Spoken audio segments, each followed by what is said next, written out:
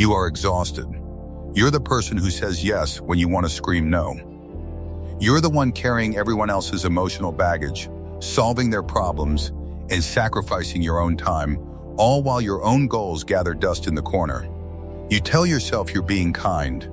You tell yourself you're a good person. But let's be honest, you're just being prey. In this world, there is no middle ground. You are either the one setting the agenda, or you are the one being consumed by the agendas of others. Niccolò Machiavelli didn't write for the weak. He wrote for the sharp, the observant, and the bold. He understood a brutal truth that modern self-help gurus are too afraid to tell you. The world is not a playground, it is a jungle. If you spend your life trying to please everyone, you end up pleasing no one, especially not yourself. You lose your leverage, you lose your respect, and eventually, you lose your purpose. Today, we are burning the people-pleasing mask. We are going to install the predator mindset. This isn't about malice. It isn't about cruelty. It is about clarity, focus, and ironclad boundaries. It's about shifting from the hunted to the hunter.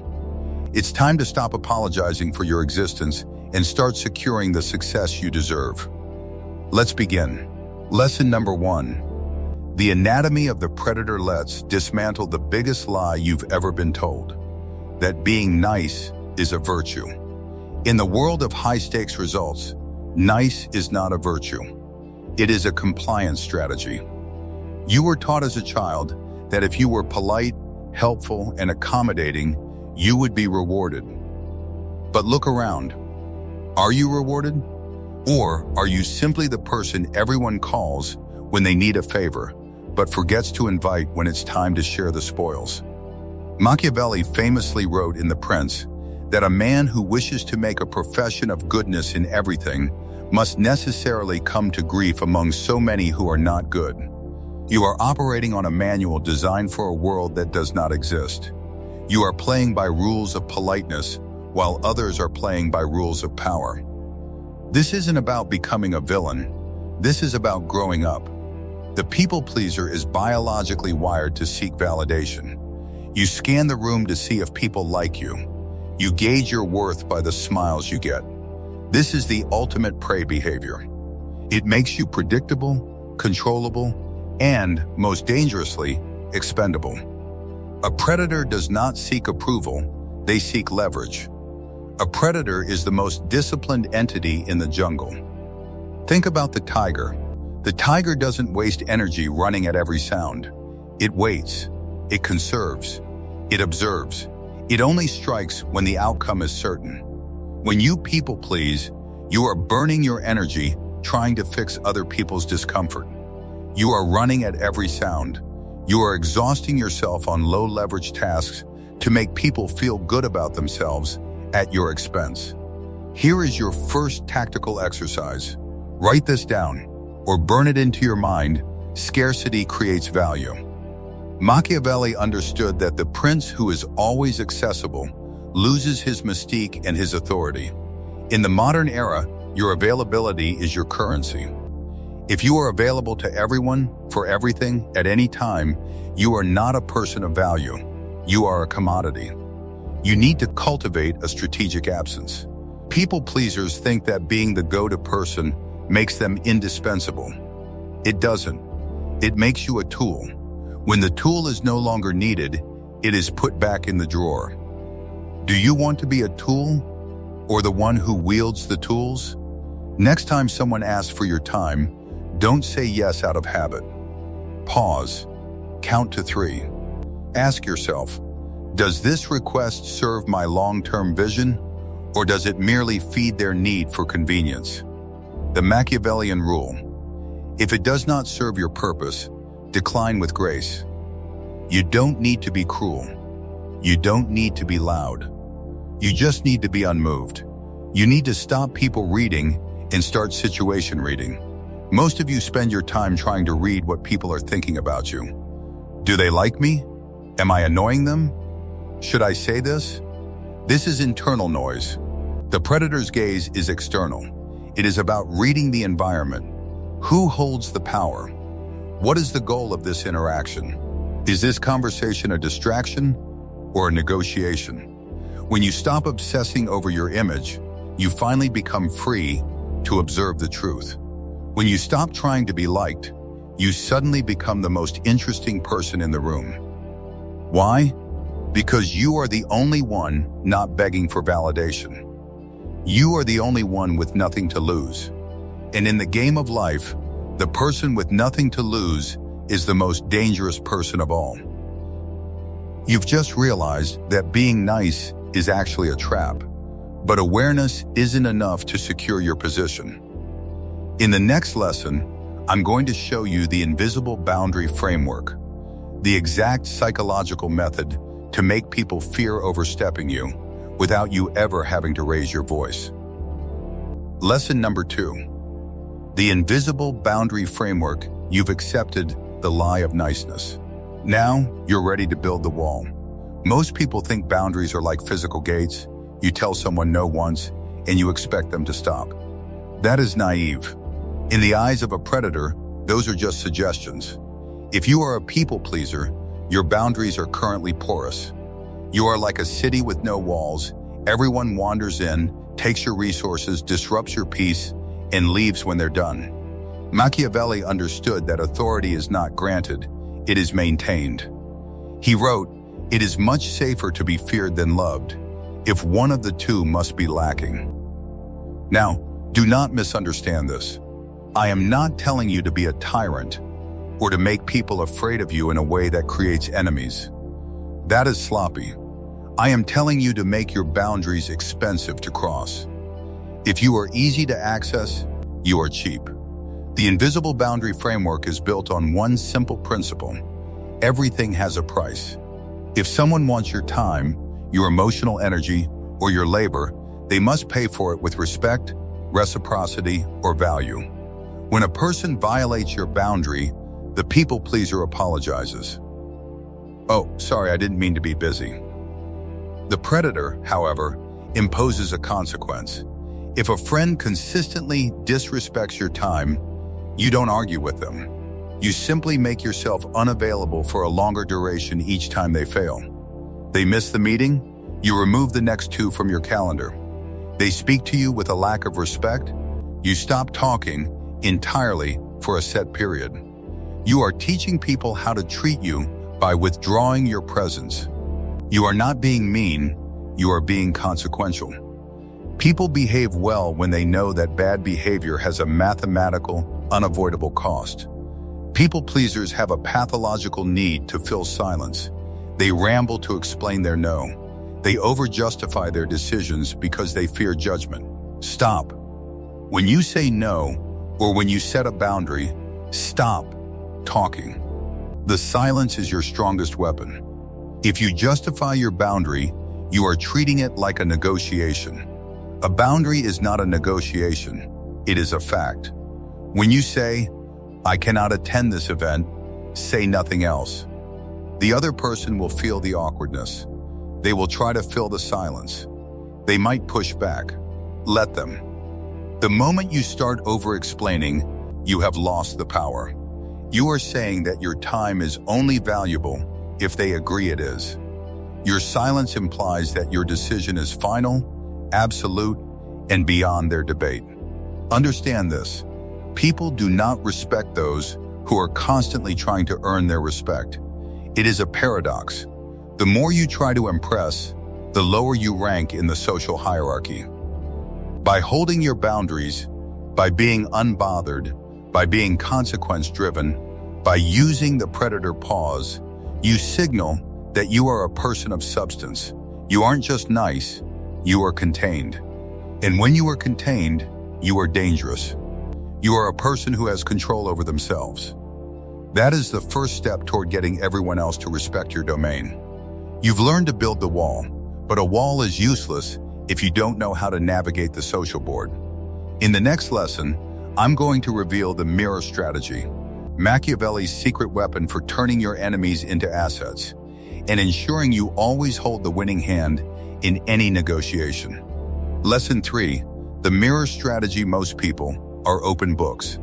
They walk into a room and broadcast their intentions, their insecurities, and their needs to everyone who will listen. They are essentially begging to be manipulated. If you want to be a predator, you must stop being an open book and start being a reflective surface. This is the mirror strategy. Machiavelli understood that you cannot defeat an opponent if you are busy playing by their rules. To dominate a room, you must become the fox and the lion. You must be cunning enough to recognize the traps and strong enough to fight when necessary. But most of the time, you just need to reflect. People are obsessed with themselves. They rarely talk to you, they talk at you. They are looking for two things: validation or fuel. If they are looking for validation, they want you to agree with their version of reality. If they are looking for fuel, they want to provoke a reaction from you: anger, defensiveness, or agreement. If you react, you are prey. You gave them the satisfaction of knowing your triggers. When someone approaches you with hostility or an agenda, do not defend yourself. Do not explain. Simply reflect. If someone accuses you of something, ask a question back. What makes you say that? You have just placed the burden of proof on them. You have taken the spotlight off of yourself and aimed it directly at their insecurities. You didn't engage, you reflected their chaos back to them. Machiavelli wrote that a prince must be a great simulator and dissimulator. You don't need to be fake, but you must be selective. You should only show the world the parts of yourself that serve your current objective. If you are in a negotiation, yourself is cold, rational, and data-driven. If you are with a potential ally, yourself is collaborative and sharp. The people pleaser is consistent. They are nice to everyone, all the time. That makes them boring, and it makes them easy to map out. The predator is inconsistent by design. You are not a static object. You are a fluid, tactical force. By changing your frequency based on the environment, you force the people around you to work twice as hard to figure you out. When they are busy trying to figure you out, they aren't manipulating you. They are watching you. You must know when to be the fox, subtle, calculating, observant, and when to be the lion, commanding, dominant, and decisive. If you are always the lion, you waste energy. If you are always the fox, you are never taken seriously. Stop being the reliable friend to everyone. Start being the unpredictable asset. When you stop offering your emotional labor for free, people will start paying for your time with their respect. When you mirror their energy, you strip them of their power to provoke you. You become the house. And in the casino of life, the house always wins. You've learned how to control the room by reflecting energy. But what happens when you're facing a crisis or a direct conflict? In the next lesson, I'm going to teach you the scorched earth negotiation tactic. How to win the biggest arguments of your life by making the other side feel like they came out on top. Lesson 4. The scorched earth negotiation. Listen closely. The amateur enters a negotiation looking for a win. The predator enters a negotiation looking to control the reality of the outcome. Most people think scorched earth means destroying everything in your path. That is for children who act out of emotion. In the Machiavellian sense, scorched earth means making the cost of opposing you so high that the other party realizes cooperation is their only logical path to survival. You don't burn the bridge. You make the bridge so expensive to cross that they choose to pay your toll instead. If you want to win, you must be willing to lose the argument to win the deal. This is the hardest lesson for an ego-driven person to learn. When you are in a conflict, be it a salary negotiation, a business deal, or a tense personal disagreement, stop trying to prove you are right. When you force the other person to admit defeat, you create a sore loser. A sore loser will sabotage you the moment your back is turned. That is not success.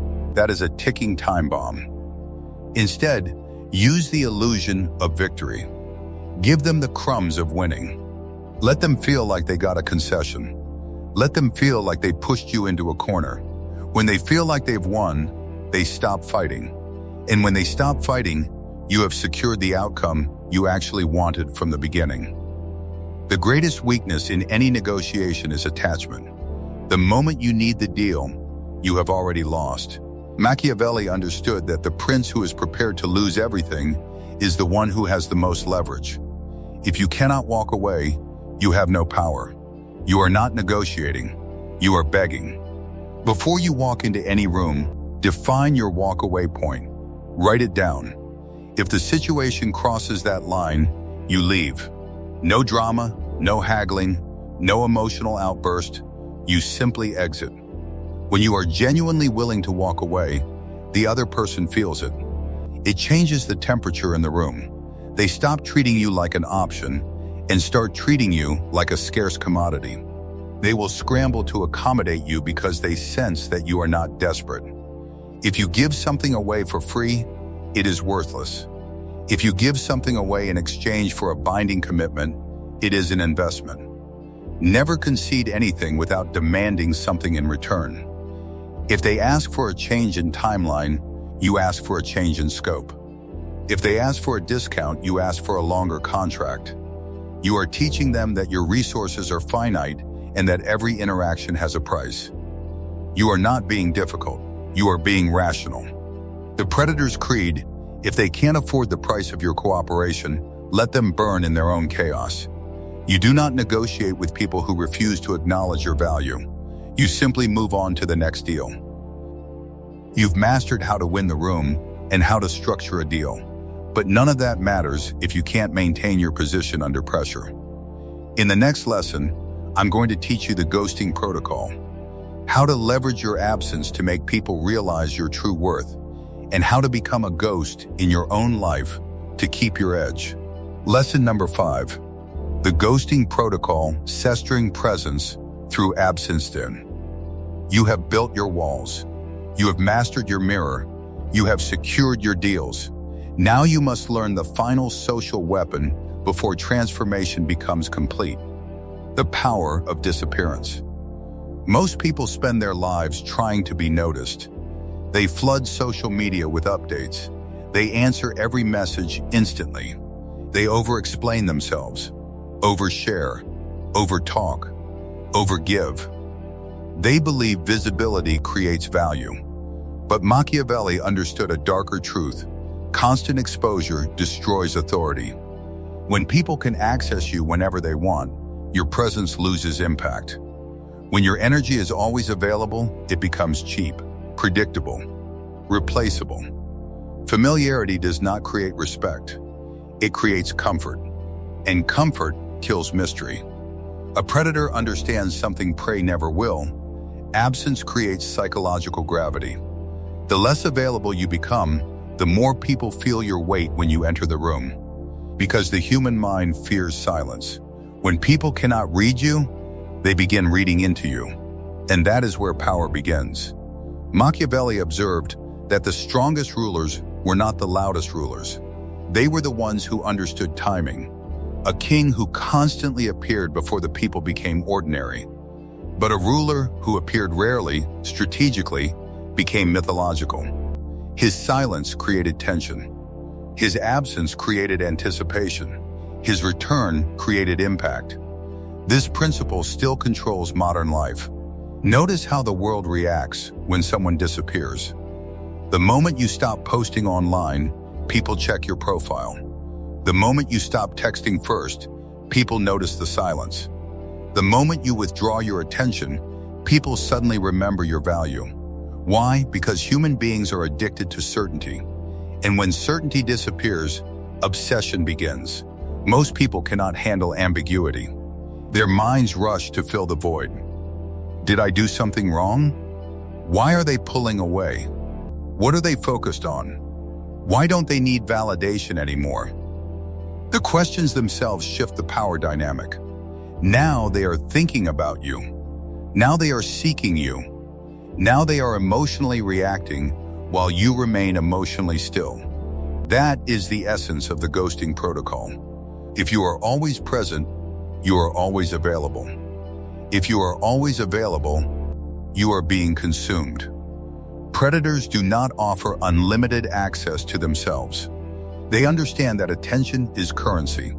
Every reply, every appearance, every conversation, every ounce of emotional energy, it costs something. People pleasers hand out this currency freely because they fear disapproval. They think, if I disappear, they'll forget me. But the opposite is usually true. When you are constantly available, people stop appreciating your presence because they assume it will always be there. Like oxygen, invisible until removed. Machiavellian discipline means learning how to withdraw intentionally, not emotionally, not dramatically, strategically. The ghosting protocol is not childish avoidance. It is calculated detachment. You are not running away from people. You are teaching people that access to you is earned. There is a practice predators use instinctively. Call it the dark week. Once every few months, disappear. Not forever. Not with emotional announcements. Not with passive-aggressive posts. Quietly. No unnecessary messages. No endless scrolling. No chasing conversations. No random social appearances. You move in silence. You work in private. You rebuild your focus away from the noise of the crowd. Because most people have become addicted to stimulation. They cannot sit alone with themselves for even 1 hour without reaching for distraction. But during the dark week, you reconnect with something dangerous, your independence. You remember that your identity does not require constant social reinforcement. You realize the world continues spinning without your explanations. And strangely, the less you seek attention, the more attention begins seeking you. People notice your absence because absence interrupts patterns, and humans are creatures of pattern. When the predictable disappears, the mind becomes alert. This is why silence feels powerful. Silence creates tension, and tension creates psychological presence. There is a reason mysterious individuals command attention without speaking much. People project depth onto what they cannot fully understand. The loudest people in the room often appear insecure because they reveal everything. But the quiet individual, the one who speaks carefully, moves carefully, appears selectively, that person forces others to observe. And observation creates status. Machiavelli knew that uncertainty magnifies authority. If people know everything about you, they stop imagining. If they stop imagining, they stop feeling intrigue. The predator mindset understands that not every thought deserves expression. Not every plan deserves exposure. Not every emotion deserves display. Sometimes the strongest move is silence. Sometimes the strongest statement is absence. Sometimes disappearing is the only way to see who truly values your existence. But this protocol is not only external. The most important disappearance must happen inside you.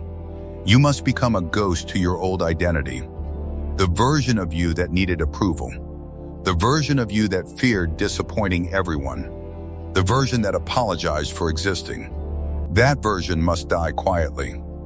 Because people-pleasing is not kindness. It is fear disguised as morality. Fear of rejection. Fear of conflict. Fear of abandonment. Predators do not allow fear to dictate their decisions. When the voice in your mind whispers, they're going to be upset if you say no.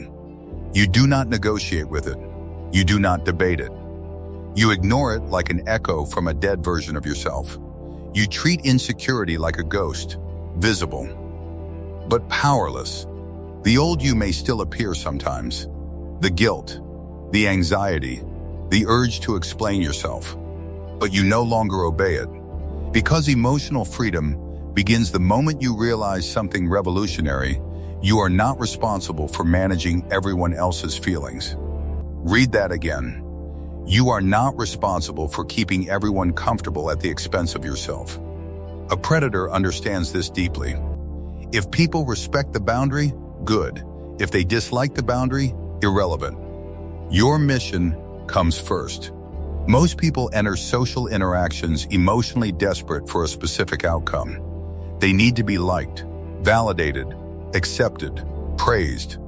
This need makes them weak, because whoever controls your emotions controls your behavior. But the predator mindset changes the equation entirely. You stop entering conversations seeking approval. You stop performing for acceptance. You stop chasing emotional permission to exist authentically. And suddenly, you become dangerous. Because emotionally detached individuals cannot be manipulated easily. If someone praises you, fine. If someone criticizes you, fine. If someone stays, fine. If someone leaves, fine. Your center remains stable. That emotional stability creates an aura most people mistake for confidence. But it is deeper than confidence. It is freedom. Machiavelli once warned, "Men are so simple that he who seeks to deceive will always find someone who will allow himself to be deceived." People pleasers deceive themselves constantly. They convince themselves that endless sacrifice makes them indispensable. But often, people were not valuing them. They were merely benefiting from access to them. The ghosting protocol exposes this truth brutally. When you pull back, masks begin to fall. The parasites disappear because the supply is gone. The users stop calling because the convenience ended. The fake allies drift away because they were attached to utility, not loyalty. And this hurts at first, because silence reveals reality. But eventually, something powerful happens. The real ones remain. The true peers reach out. The people who genuinely value you seek connection without needing constant access. And suddenly, your social world becomes cleaner. Smaller, perhaps, but stronger. You are not losing relationships. You are filtering them. When you finally return from silence, you return differently, more controlled, more focused, more difficult to manipulate. Your presence carries weight because it is no longer common. You no longer radiate neediness, you radiate self-possession. And people feel that immediately, because the individual who can walk alone without fear becomes psychologically intimidating to those who depend on constant validation. You do not return as the nice guy. You return as the individual who proves something to himself: I can survive without applause. That realization changes everything. Because once you stop fearing loneliness, the world loses one of its greatest weapons against you. You now possess the walls, the mirror, the negotiation tactics, the emotional discipline, and finally, the power of disappearance. You have learned how predators think, move, and protect their energy in a world designed to exploit weakness.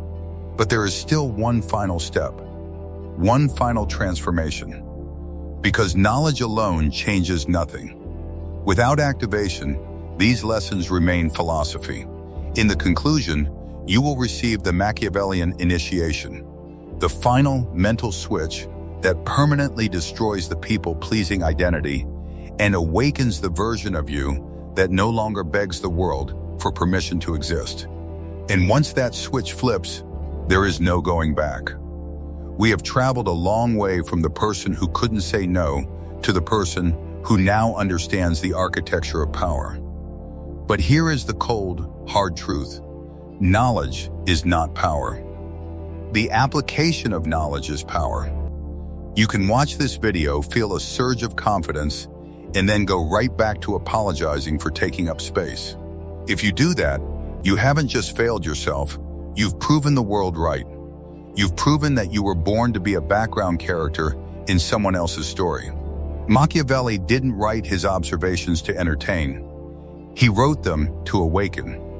Hashtag the final switch, ownership of the villainy. To truly adopt the predator mindset, you must accept one uncomfortable fact.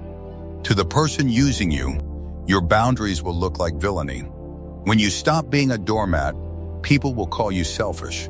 When you stop being nice and start being strategic, they will call you cold. They will try to guilt trip you back into your cage because they miss the benefits of your weakness. Let them. In the Machiavellian sense, Being called a villain by those who wish to exploit you is the highest form of praise. It means your armor is working. It means they can no longer find a crack in your resolve. You are no longer a victim of circumstance. You are the architect of your environment. You now have the predator's gaze to see the truth, the invisible boundaries to protect your time, the mirror strategy to control the room, the scorched earth logic to win negotiations, and the ghosting protocol to maintain your value. The predator doesn't hunt because he is cruel. He hunts because it is his nature to survive and thrive. Your hunt is your legacy. Your hunt is your business, your fitness, your peace of mind, and your absolute sovereignty. Stop asking for permission to be powerful. Stop waiting for the world to be fair. The world is a chaotic, beautiful, and ruthless arena. Machiavelli's final lesson is simple. Fortune is a woman, and if you wish to keep her under, it is necessary to beat her and ill-use her. He meant that fortune, success, favors the bold, the aggressive, and the disciplined. She does not come to those who wait politely in line. Go out there, set your price, hold your ground, and never, ever apologize for the strength it took to stop being prey. The game is yours. Now, go play it. The weak settle. The bold evolve. Subscribe to sharpen your edge. Comment your next move. The hunt begins now.